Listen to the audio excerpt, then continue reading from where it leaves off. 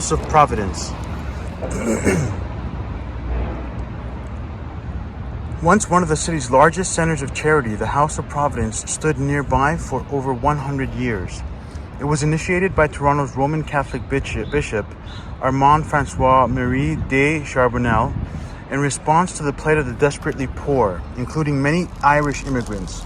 To provide shelter and food for those most in need, de Charbonnel enlisted both the help of the Sisters of St. Joseph and the generosity of the surrounding community.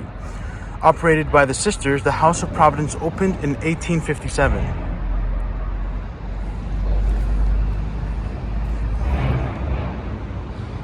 Nearly always filled to capacity, the House of Providence would eventually quadruple in size to provide for about 700 residents, including the elderly, the unemployed, orphans, widows, and newcomers to Canada. Some stayed only a few days, others for years. At its doors, daily meals were given out to the hungry, particularly during the Great Depression of the 1930s. The House of Providence was demolished in 1962 to make way for the Richmond Street exit from the Don Valley Parkway. It was by then largely a home for the aged, and its residents moved with the Sisters of St. Joseph to Providence Villa and Hospital, a new facility located at St. Clair and Warden Avenues, and known today as Providence Healthcare.